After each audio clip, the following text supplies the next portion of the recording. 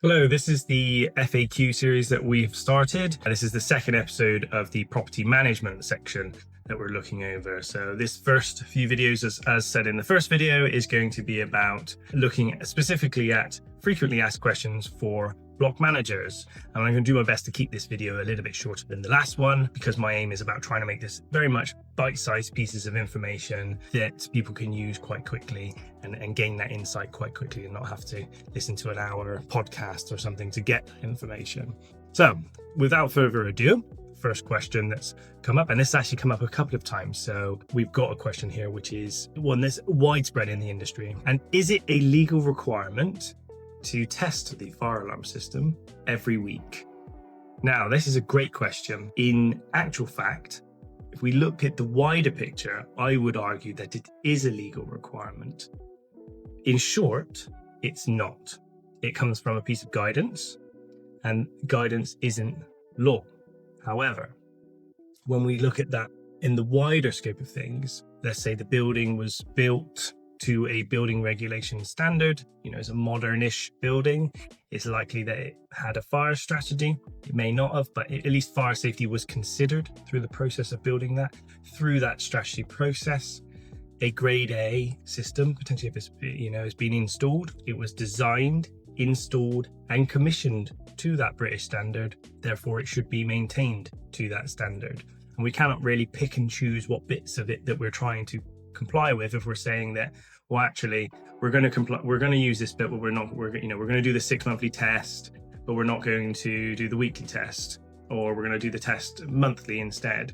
Now, some may say that that's acceptable. It's a risk that you're taking on, that whether or not that would be acceptable, but you're stretching the scope of that guide, and it goes beyond what the recommendations are within that guide. Now, moving away from that, what is a legal requirement? Well, a legal requirement is, in terms of the Regulatory Reform Fire Safety Order, is Article 17 about maintenance. Basically outlines that you must be maintaining systems, fire safety systems, in a suitable and sufficient condition. How do we evidence that we're doing that? Well, we have a system that's been installed and designed and commissioned to BS 5839. And we're maintaining it to that standard as well. So that's our evidence. Now, if we take away part of that and we stray away from that, these are areas where you're now having to try and justify that in court. Of course, if the system was designed and installed and commissioned to a different standard that has a different standard of maintenance procedures, periodic maintenance, let's say you chose a standard for an international standard for a different country, like a standard for Dubai or Australia, where they may have very different rules or guidance around how a system should be maintained. Now, if it was designed and installed and commissioned to that standard, then absolutely you could maintain it to that standard. What you can't really be doing is having the first three and then not the last one. So that's the first question. So the next question, this is a great question as well. It said, what are the consequences if I fail to action on the fire risk assessment's recommendations? Do I have to take the actions, or can I choose not to? Now, for the responsible person, at the end of the day, it's down to them. It's their property. It's their risk to bear. If they choose to not action those actions within the fire risk assessment, they can do that. However, it leaves them at risk. At the end of the day, the fire risk assessor, or your fire safety consultant, is trying to protect you, as well as protect lives in the building, but they're trying to protect you legally, give you the guidance that you need to make sure that you are complying with the law.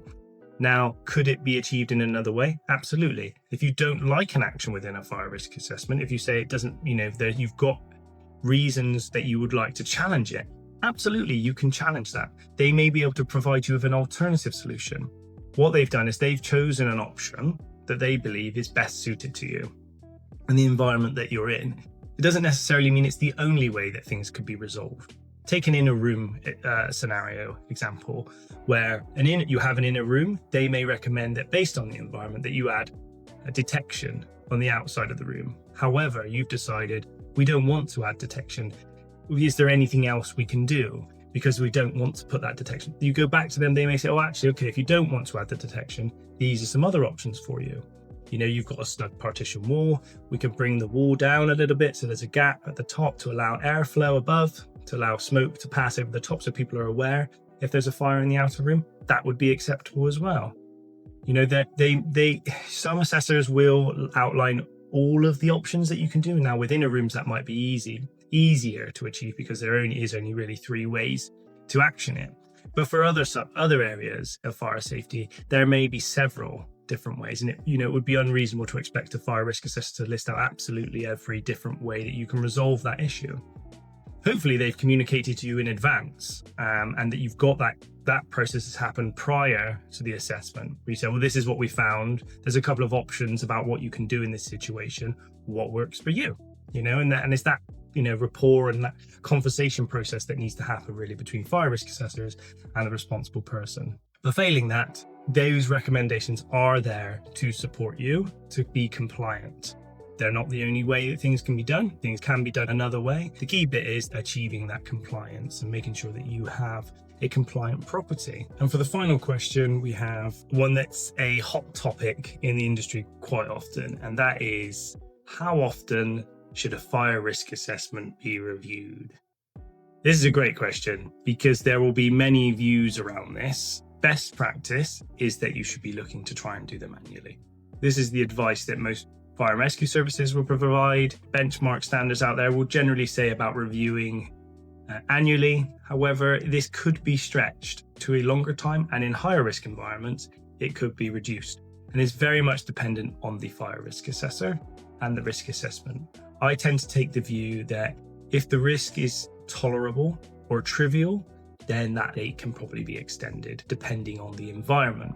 So in low risk environments, limited numbers of flats, concrete stair, very simple layout, it's a stay put policy or a stay put evacuation strategy.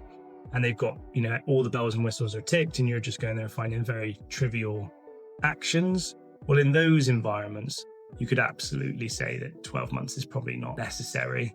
And that could be extended to maybe 2 or even in some cases 3 years for review. However, I usually caveat that with, I expect that the responsible person is at least conducting an in-house review of those assessments annually still. But yeah, so that's 3 questions. I think I've just about squeezed them into around 10 minutes.